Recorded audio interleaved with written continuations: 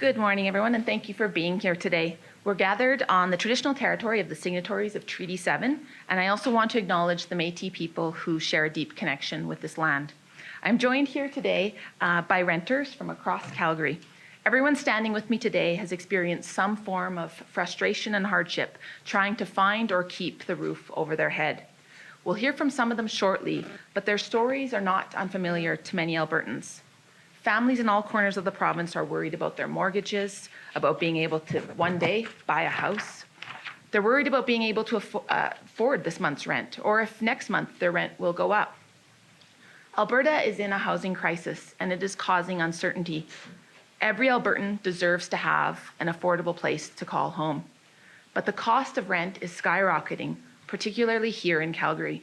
And every day, Albertans are facing rental increases of 20, 30, even 50%. This is forcing families to stretch their household budgets to the breaking point. There are reports of Albertans skipping meals to make ends meet, students dropping out of school, or even living in their cars. And more than 115,000 Calgarians are at high risk of falling into homelessness. That's more than the population of Red Deer. So many Albertans have similar stories about their struggles with affording or finding housing, so I'd like to hear from them. First, I'll invite Christina Crane to the microphone. Thank you, Janis. My name is Christina Crane, and I'm a renter here in Calgary. Dozens of people within my circle are stressed about the current rental situation, most of them being one increase away from losing housing or having to make drastic decisions on relocating. So I actually wrote the Premier as well as the Minister of Housing. I told them that about my senior mother who spends over $1,300 a month on rent for a 500 square foot apartment with no laundry and with no parking.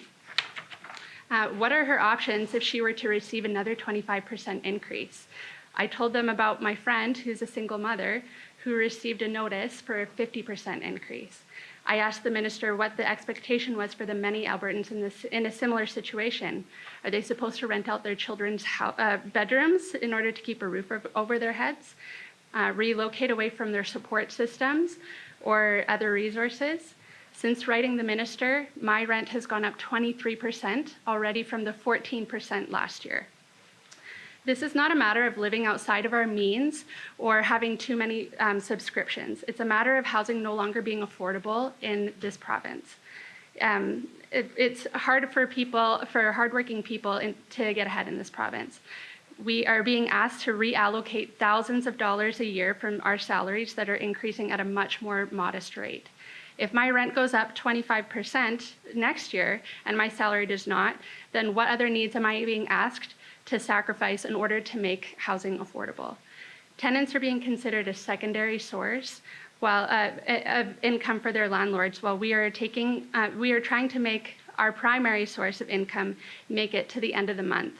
And the only answer that we get from the government is if you can't afford it, you have 90 days to move.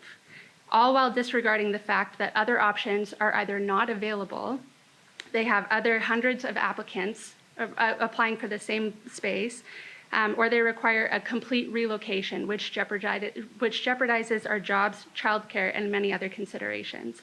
It's very disheartening. I want a government that will represent all of us and create policies to help make our money go further and actually start to get ahead in this province. We need something to help right now, and I really encourage the government to start listening. Thank you. Thank you so much, Christina, for sharing your story. And I would now like to invite John to speak. Thank you, Janis. Hi, my name is John. I live with a friend who took me in for being a victim of rent eviction, which most people have been in. My friend already has her adult son and her family living with her since they're unable to find affordable rent. I was in my rental for several years, 7 to be exact, and the rent eviction was hard. I wasn't able to find anywhere to rent on a short notice, and my friend kind of helped me, was really kind enough to help me find it until I got back on my feet, which is really good. That was over a year ago, though. So I'm still looking for all that stuff.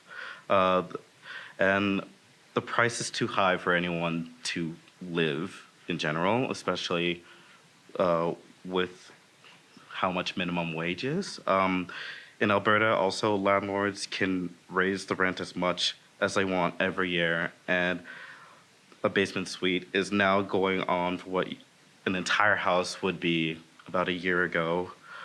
It's almost impossible for a single person to just rent their own house in Calgary. So we need some sort of policy that can help us, and I hope the government would listen. Thank you, John, for sharing with us. And we've heard so many stories like John's. And from these stories today and the hundreds of emails that we've received every month, every week, in fact, from people worried about how they're going to keep a roof over their head, it's clear we're in a housing crisis. We need swift and immediate action. And that is why the Alberta NDP is bringing forward legislation to establish a temporary cap on rental increases. Bill 205, the Alberta Housing Security Act, will establish a temporary rental cap at 2% for 2 years and then be tied to inflation for 2 more years. The bill will also increase reporting requirements to ensure that we are meeting housing targets across the province so every person who calls Alberta home now and into the future can have an affordable place to live. This will give renters stability over the next 4 years as many cope with the chaos the housing and affordability crisis has inflicted on our market. We cannot neglect this crisis any longer, and the UCP has refused to show action and leadership. They've built less affordable housing year after year. They've made cuts to rental assistance programs and housing management programs. And on top of this, they didn't even name a minister specifically in charge of housing in their cabinet. So this bill, Bill 205, is an immediate action the government can vote in favor of today to help Albertans afford housing. Me and my colleagues in the Alberta NDP and everybody standing here with me today urge the UCP to treat this like the crisis it is and support this emergency action. As I said, every Albertan deserves an affordable home. So thank you, and we're very happy to take your questions today. Thank you, Janis. Just a reminder for those joining us on Zoom to use the raise hand function, and for those joining us on the phones to use the *9 function to get into the question queue. We will start with questions in person. Hi there, Sarah Offen with Global News. I just wanted to ask, I mean, when we're talking about putting a rental cap in, you know, there are certainly a lot of big companies that are managing a lot of rentals, but also there may be, you know, landlords that have mortgages that are also going up, and that, you know, it may not be keeping pace with, you know, with things for them. What would you say to those landlords? How are they going to manage those increases while also bringing enough rent in? Yeah, and that's a fair concern. I mean, we're focused on tenants, we're focused on renters with this piece of legislation. And we didn't hear from everybody here today, but we're truly hearing from renters who are experiencing 20, 30, 50% increases. And with a temporary rent increase cap, we know that landlords can still raise the rent a little bit. And I've talked to landlords who understand that these are truly unprecedented times. And so we'll keep focusing on supporting renters so that we don't have, you know, those 115,000 Calgarians who are at risk of homelessness. I don't want them to be homeless. Thank you. Irwin with Live Calgary. Janis, have you spoken to the UCP caucus about this, and what has the response been? So the bill is being introduced today. I haven't had direct conversations with them yet. I do know the minister has been asked about it. The minister responsible for housing has been asked about it in the summer, and he, at that point, he was an unequivocal no. Let's just say. But I'm always optimistic. I'll start with that, and I'll tell you that even since the summer, we've seen Calgary's rental market just get hotter and hotter. And for the 9th consecutive month in a row, Calgary is #1 across Canada for rent increases. And in Edmonton, where I am, we're now #3, right? And predictions are that things are just going to worsen. And so I'm hopeful that the UCP will be open to this. And we also have to consider the UCP has been open to other, let's say market interventions. They were open to a temporary cap on auto insurance. So, if they were willing to take action on skyrocketing auto rates, I'm hopeful that they'll be willing to do the same on skyrocketing rents. I mean, economists are fairly uniform in being against any kind of rent caps or any kind of market interventions in that way. Can you maybe speak to some of the things that your bill has looked at to address some of those concerns?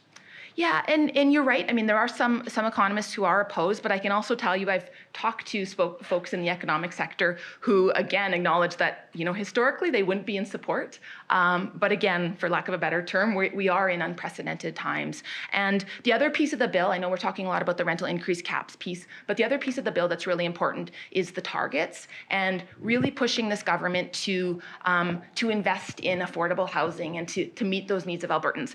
You probably all know private members bill. I'm limited. I'm not able to put forward a bill as a private member that goes to the Treasury. Because, in an ideal world, I would say, let's build a whole heck of a lot of housing and let's do it now.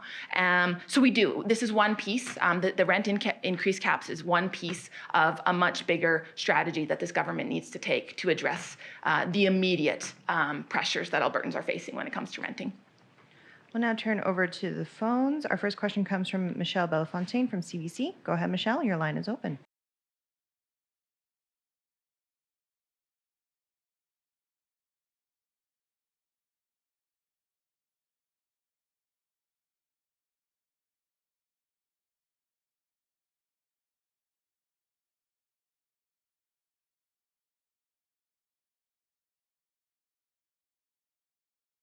And I remember us talking about this in the summer, Michelle. And I had said at that point we were certainly open to it. It's something that we've heard about for many months. And so, as the housing critic, since being appointed, I've tried to meet with everybody I can. Right, stakeholders in the housing sector, renters themselves, homeowners, just anybody who is concerned about the housing crisis. And this was something, again, with the restrictions that I'm able to present as a private member's bill. This was something that we truly think will have immediate relief for renters, for the thousands of renters, Michelle, that we've been hearing from across the province. Do you have a follow-up, Michelle?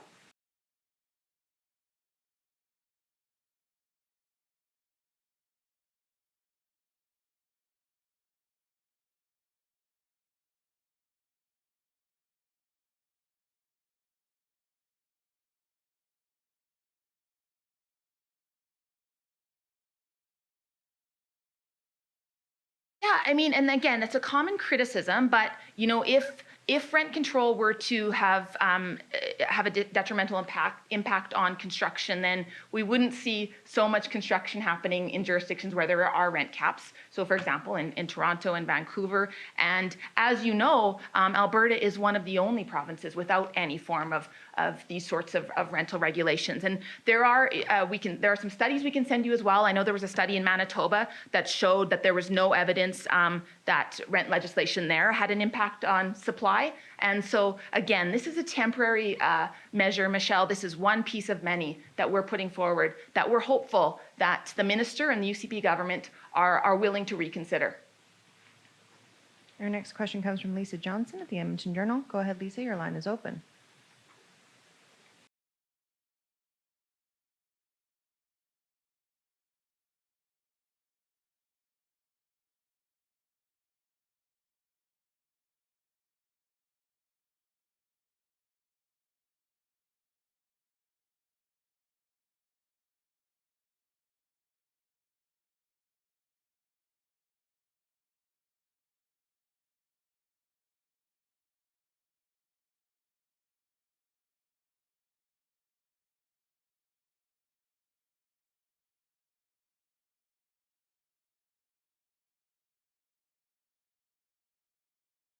Yeah, I mean, and this is why it's one part of a bigger strategy. We want to continue to encourage construction and new growth for sure, and we want to, and we've been talking about this a lot. Obviously, we want to encourage this government to invest immediately in affordable housing, in cooperative housing, in all forms of social housing that we need more of in this province. But the reality is, we're focused on tenants right now. Lisa. And again, this is a fraction of the thousands and thousands of renters we've heard from across the province who truly don't know if they're going to be able to pay rent this month. And so again, a temporary measure, and I'm willing, I'm willing, like I said, I've talked to some folks in the economic sector. I'm willing to talk to folks in the construction sector too, to make this work. And I think I'm really hopeful that this will have the positive impact that it needs to have in the immediate term. Do you have a follow-up, Lisa? Yeah, thanks for that.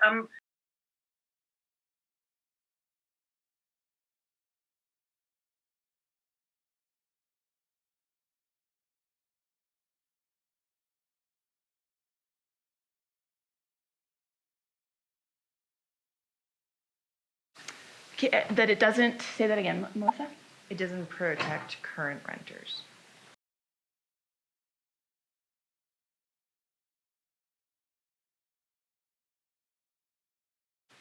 Yeah, well, again, I'm hopeful that this will help elevate the conversation as well around rents, because we do see, and somebody else alluded to it earlier, we do see one of the big issues are some of the large apartment corporations, the ones that are very focused on the financialization of housing. We see a lot of them having skyrocketing rents, and I think this is an opportunity to really highlight the stories of renters who are impacted directly, to acknowledge that something has to change here. All right, our next question comes from Hiran Mansukani from the Calgary Herald. Go ahead, Hiran, your line is open.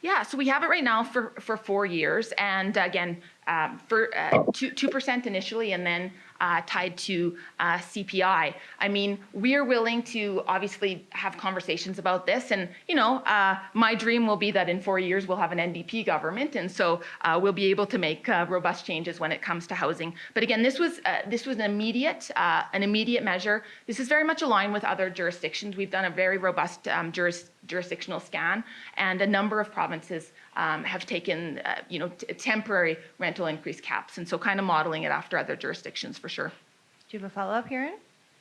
No, thank you. And we'll do another pass for questions in the room.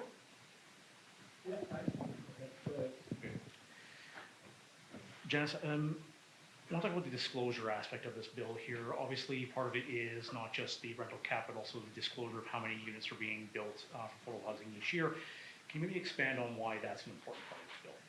Yeah, it's an important piece because we've seen the UCP government throw out a lot of numbers, and there's not a lot of clear data to support it. So as it stands right now, they have to report some aspects in their annual report, but there's been a bit of let's say obfuscation of data as an example. So they'll talk about having built 2,300 affordable housing units, but what they've done is they've also included rent supplements in that. And so what we're asking for is a lot more transparency, so that Albertans can see what's actually being built by this government, and that we as the official opposition can hold them accountable and really push for, like I said, those investments in affordable housing. Is there perhaps a goal in this as well to redirect some of the money that's going towards rents to other sectors of the economy with a cap? What do you mean by that, Aaron? I mean, obviously, if you're going to spend 25% increases on your rent there, that's money that's not going to local businesses, et cetera. Yeah, and that's the thing. And I mean, any of the folks here could speak to their experiences of trying to cover rent, having to choose between, having a night out, which is a luxury for a lot of renters right now, trying to cover the costs of auto insurance, of transit, the rising price of groceries, as an example, right? So yeah, absolutely, so that people aren't having to choose between eating and keeping a roof over their heads. Mike Simon, CBC News. Christine, good. Yeah. Christine. Christine, tell me how this has affected your life. How do you sleep at night? Oh, I honestly feel like rental issue that we have right now is all consuming. It's all I think about, because now I have to figure out where this money that was already budgeted for other things is going to fit into my housing. And so it's not only affecting me, I can give you at least 30 names of people that are renting in my own circle that are seeing $300, $400, $900 every month that they have to reallocate. And the only option that we have is to pay it because there's nothing else that's cheaper. And if it is cheaper, it's gone. So yeah, I think about it all the time. I think about it every day. Especially every month, it's every transaction. It's like, is this taking away from my rent? Am I going to be able to ever save? So yeah, it's definitely an all-consuming thing. Are you angry? Yes, yeah, absolutely. I feel like my opinions have fallen on deaf ears. It feels like screaming into the void sometimes. I definitely wrote all of the ministers, especially leading up to the election, letting them know this was a top issue from a lot of people my age. I'm in my 30s. This is affecting people in their 40s, their 50s, their 20s. Nobody can get into the rental market. Nobody can get into the housing market. And what do we do? So yeah, I'm definitely angry. So we have time for one more set of Thank you. questions, and we'll finish off with Michelle Bellefontaine from CBC. Go ahead, Michelle, your line is open.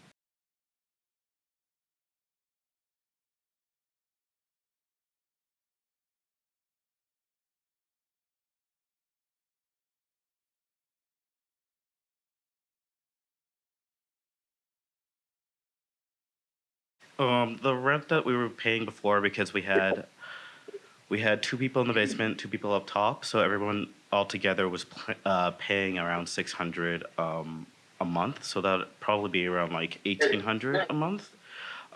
They rent evicted us because they wanted. This is how it was worded. It was rent eviction for the purposes of, or renovating for the purposes of a new family. So they wanted to make it a family house, but we had a family upstairs in the basement. So, I'm not sure how much they're charging right after. All I was told was we had to be out by May, and we got that in like February. So we had like 3 months to be out. And was there another question? I think I missed something.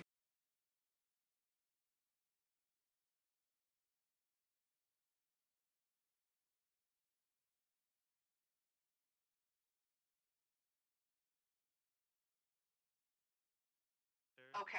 Downstairs. The family was upstairs, and I was downstairs. So Okay. yeah.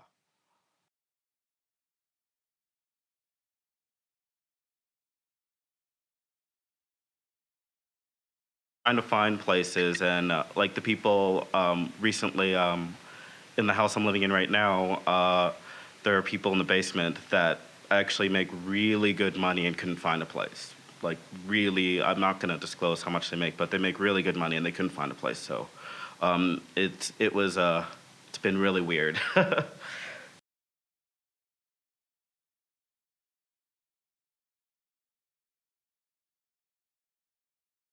I would ask for around like for just me as a solo person. I used to look for around 700 to 1,000, but I think the average rate is usually around 1,200 to 1,500. But now it's even higher. People are saying it's around 2,000 right now. So. All right, well, thank you, John, Yeah. and thank you all for joining. Just a reminder that this press conference is embargo until 3 o'clock when the bill is introduced in the House. We will send an embargo copy of the news release with a page explaining the bill. Thank you so much.